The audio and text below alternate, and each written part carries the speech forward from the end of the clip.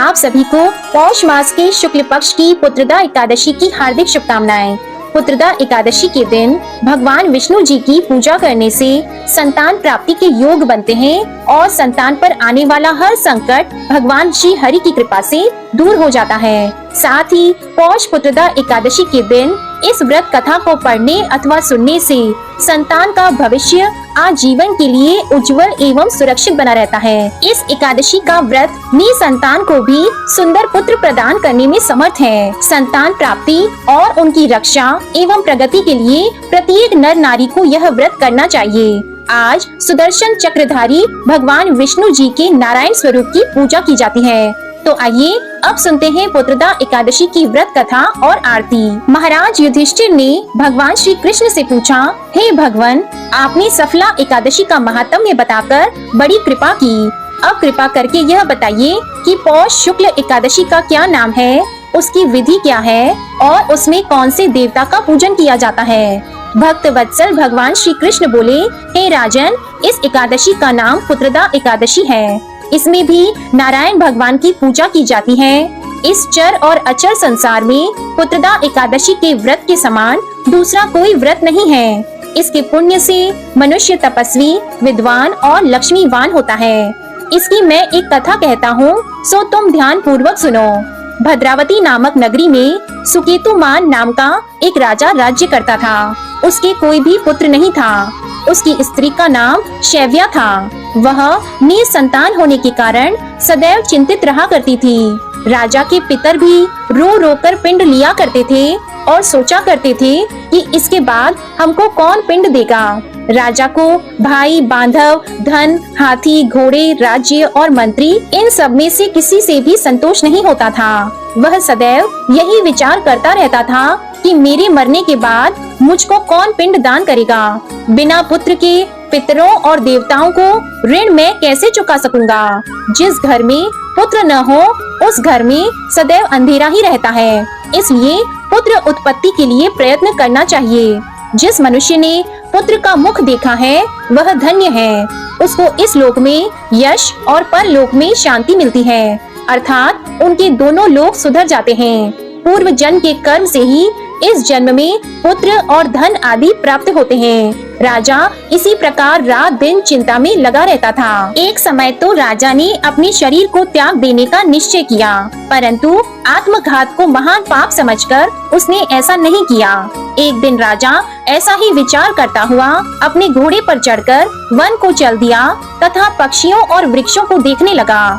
उसने देखा कि वन में मृग, व्याघ्र, सुअर, सिंह, बंदर, सांप आदि सब भ्रमण कर रहे हैं। हाथी अपने बच्चों और हथिनियों के बीच घूम रहा है। इस वन में कहीं तो गीदड़ अपने कर्कश स्वर में बोल रहे हैं, कहीं उल्लू ध्वनि कर रहे हैं। वन के दृश्यों को देखकर राजा सोच विचार में लग गया। इसी प्रकार आधा दिन बीत गया।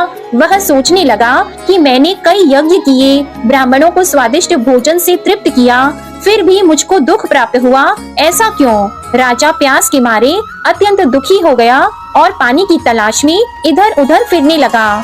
थोड़ी दूरी पर राजा ने एक सरोवर देखा। उस सरोवर में कमल खिले हुए थे तथा सारस, हंस, मगरमच्छ आदि विहार कर रहे थे। उस सरोवर के चारों तरफ मुनियों के आश्रम बने हुए थे। उसी समय राजा के दाहिने अंग फड़कने लगे। राजा शुभ शकुन समझकर घोड़े से उतरकर मुनियों को दंडवत प्रणाम करके वहां बैठ गया। राजा को देखकर मुनियों ने कहा, हे राजन, हम तुमसे अत्यंत प्रसन्न हैं। तुम्हारी क्या इच्छा है सो कहो। तब राजा ने पूछा, महाराज, आप कौन हैं और किस लिए यहाँ आए हैं, कृपा करके बताइए। तब मुनि कहने लगे, हे राजन, आज संतान देने वाली पुत्रदा एकादशी है। हम लोग विश्व देव हैं और इस सरोवर में स्नान करने के लिए आए हैं। यह सुनकर राजा कहने लगा कि महाराज, मेरे कोई भी पुत्र नहीं है। यदि आप मुझ पर प्रसन्न हैं तो एक पुत्र का वरदान दीजिए। तो मुनि बोले, हे राजन, आज पुत्रदा एकादशी है। आप अवश्य ही इसका विधि विधान से व्रत करें। भगवान की कृपा से आपको अवश्य ही घर में पुत्र होगा। मुनि के वचनों को सुनकर राजा ने उसी दिन एकादशी का व्रत किया और द्वादशी को उसका पारण किया। इसके बाद मुनियों को प्रणाम करके राजा महल में वापस आ गया। कुछ समय बीतने के बाद रानी ने गर्भ धारण किया और 9 महीने के बाद उनके एक पुत्र हुआ। वह राजकुमार अत्यंत शूरवीर, यशस्वी और प्रजापालक हुआ। भगवान श्री कृष्ण कहते हैं, हे राजन, पुत्र प्राप्ति के लिए इस पुत्रदा एकादशी का व्रत करना चाहिए। इस व्रत को करने वाले यशस्वी और पितृभक्त पुत्र तो पाते ही हैं, और इसके महात्म्य का श्रवण करने मात्र से ही मनुष्य सुंदर संतान और मोक्ष की भी प्राप्ति करते हैं और अंत में उन्हें स्वर्ग की प्राप्ति होती है। प्रेम से बोलिए भगवान विष्णु जी की जय, भगवान श्री कृष्ण की जय, बोलिए माता लक्ष्मी जी की जय। अब सुनिए एकादशी माता की कथा। एक बार एक राज्य में एक राजा रहा करता था। राजा बहुत ही बुद्धिमान और बलशाली था। राजा सदा ही अपनी प्रजा का बहुत अच्छे से ध्यान रखता था। प्रजा भी राजा को बहुत पसंद करती थी। राजा की 2 बेटियां थी। राजा अपनी दोनों बेटियों से बहुत प्रेम करता था। राजा की छोटी बेटी देखने में बहुत सुंदर और आकर्षित थी और राजा की बड़ी बेटी छोटी बेटी के मुकाबले थोड़ी कम सुंदर थी। राजा की छोटी बेटी माता की पूजा किया करती थी और सभी लोग राजा की छोटी बेटी से बहुत प्रेम करते थे और बहुत प्रशंसा किया करते थे। राजा भी अपनी छोटी बेटी को बड़ी बेटी से अधिक प्रेम करता था, जिसके कारण राजा की बड़ी बेटी को अपनी छोटी बहन से बहुत नफरत होने लगी थी। राजा की दोनों बेटियां जब बड़ी हो गई, तब एक पड़ोस के राज्य में रहने वाले राजकुमार राजा की बड़ी बेटी के लिए रिश्ता लेकर आया। लेकिन जैसे ही उस राजकुमार की नजरें राजा की छोटी बेटी पर पड़ी, तो वह राजकुमार राजा की छोटी बेटी पर आकर्षित हो गया और छोटी बेटी से पहली नजर में प्रेम करने लगा। उस राजकुमार ने राजा की बड़ी बेटी के साथ विवाह करने से मना कर दिया और उसने राजा से कहा कि मैं आपकी छोटी बेटी से विवाह करना चाहता हूँ। ये सब देखकर राजा की बड़ी बेटी अपनी छोटी बहन से बहुत क्रोधित हो गई और राजा की बड़ी बेटी ने अपनी छोटी बहन को अपना सबसे बड़ा दुश्मन मान लिया। राजा की बड़ी बेटी ने अपनी छोटी बहन से बदला लेने का निर्णय किया। राजा की बड़ी बेटी ने अपनी छोटी बहन को जान से मारने का उपाय सोचा।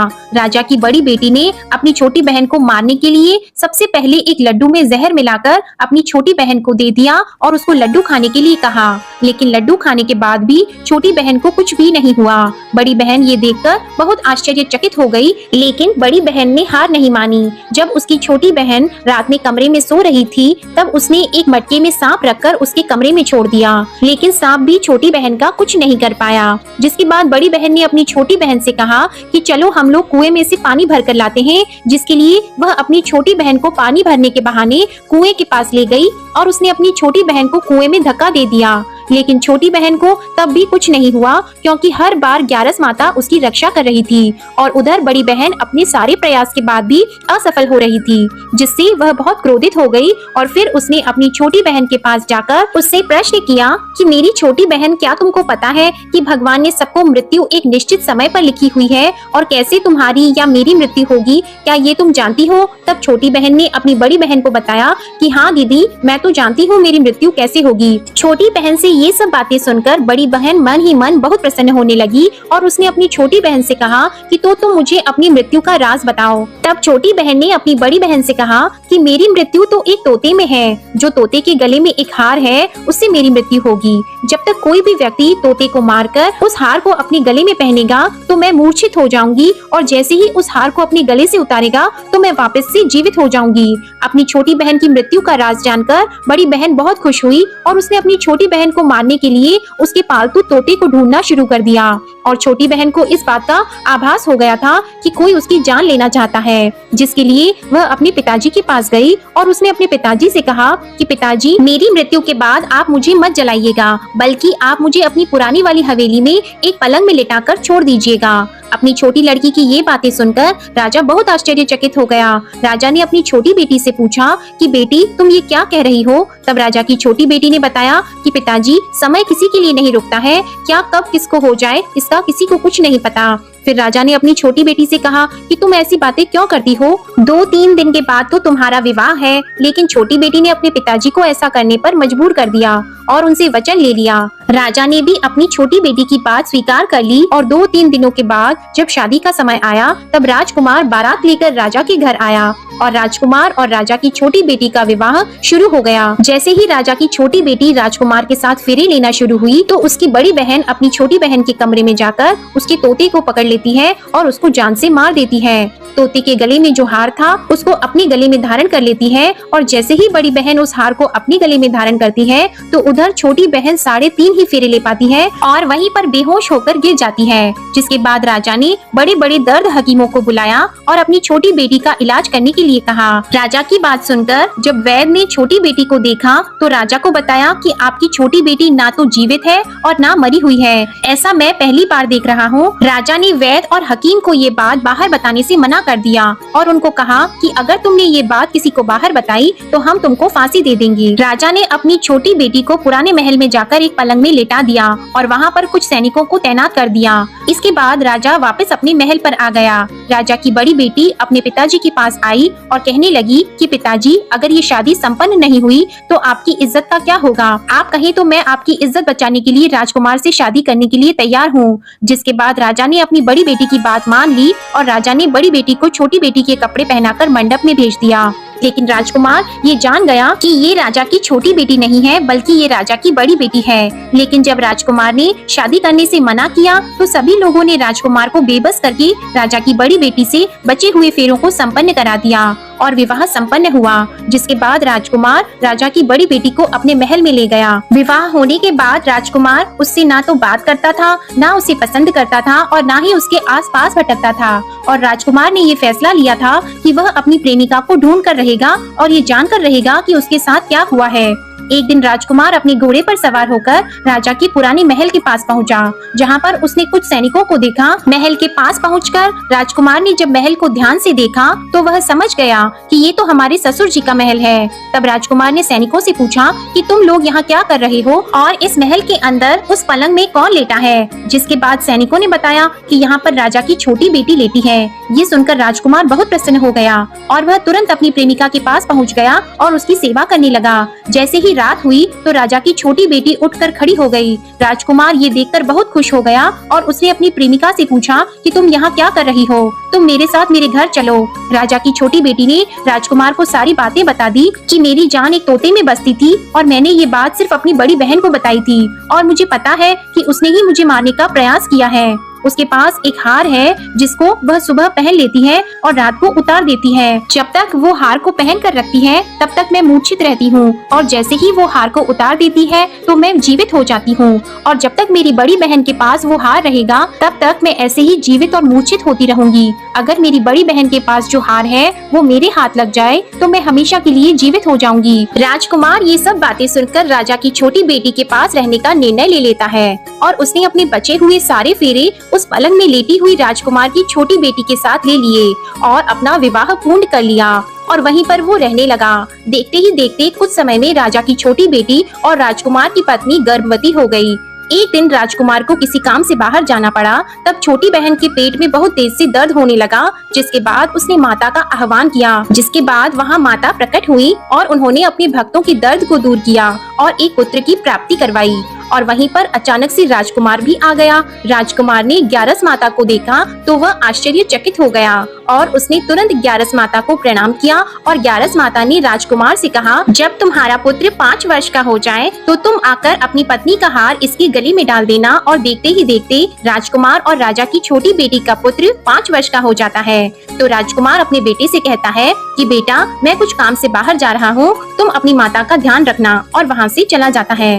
राजा को बाहर निकलता देखकर बड़ी बहन के सैनिक देख लेते हैं और बड़ी बहन को जाकर सारी बातें बता देते हैं। जिसके बाद बड़ी बहन अपनी छोटी बहन के पुत्र को वहाँ से उठवा लेती है और उसको मरवा देती है। छोटी बेटी के पुत्र के 2 टुकड़े करवा देती है। पहला टुकड़ा चक्के के पास छुपा देती है और दूसरा टुकड़ा अपने पलंग के नीचे रख लेती है। अब ग्यारस माता भिखारी का रूप लेकर आती है और एक भिखारी का रूप रखकर बड़ी बहन के पास चली जाती है। जिसके बाद वहाँ पर भिक्षा मांगने लगती है तो बड़ी बहन अपने नौकरों से कहती है कि जाकर भिक्षा दे दो। लेकिन जैसे ही नौकर ग्यारस माता को भिक्षा देने के लिए आते हैं तो माता उन्हें मना कर देती है और कहती है कि मैं तुम्हारी महारानी से ही भिक्षा लूंगी। जिसके बाद बड़ी बहन स्वयं ही भिक्षा देने के लिए माता के पास आती है। तब माता एक बिल्ली का रूप लेकर उसके कमरे में चली जाती है और वहाँ पर छोटी बेटी के पुत्र के 2 टुकड़े को आपस में जोड़ देती है और उसे जीवित कर देती है। फिर उसे वहाँ से ले जाती है। राजकुमार अपने बेटे को लेकर अपनी पत्नी के पास जाता है और उससे कहता है कि तुम इसका ध्यान रखना। अगर तुम इस बच्चे का अच्छे से ध्यान रखोगी तो मैं तुमसे बात करूंगा। एक दिन राजकुमार अपने बच्चे से कहता है कि तुम मम्मी से उनके गले का हार मांग लो। तो अपने पिता की बात मानकर राजकुमार का लड़का अपनी मम्मी के पास जाता है और कहता है कि मम्मी मुझे तुम्हारा हार चाहिए। यह सुनकर पहले तो बड़ी बहन बहुत क्रोधित होती है, पर उसको यह याद आता है कि राजकुमार ने कहा था कि अगर मैं इस बच्चे का ध्यान अच्छे से रखूंगी तो वह मुझसे बात करेंगे, जिसके कारण वह हार उस बच्चे को दे देती है और वह तुरंत हार को ले जाकर अपने पिताजी को दे देता है। और तभी राजकुमार अपने बेटे को लेकर वहाँ से जाने लगता है और अपनी पत्नी से कहता है कि तुम हमारे लिए खाना बनाकर रखना, मैं शाम को आकर तुम्हारे साथ खाना खाऊंगा। और वह अपने बेटे को लेकर वहाँ से चला जाता है। जिसके बाद वह राजा के पास जाता है और उनको सारी बातें बता देता है। राजा अपनी बड़ी बेटी की ये करतूत सुनकर बहुत क्रोधित होते हैं और अपनी परवरिश पर ही दोष देने लगते हैं। राजकुमार को अपनी छोटी बेटी के साथ रहने के लिए आदेश दे देते हैं। इस प्रकार 11 माता की कृपा से राजकुमार और राजा की छोटी बेटी सुखपूर्वक रहने लगे। प्रेम से बोलिए एकादशी माता की जय। प्रेम से बोलिए माता लक्ष्मी और भगवान विष्णु की जय। माता पार्वती और भगवान शंकर की जय।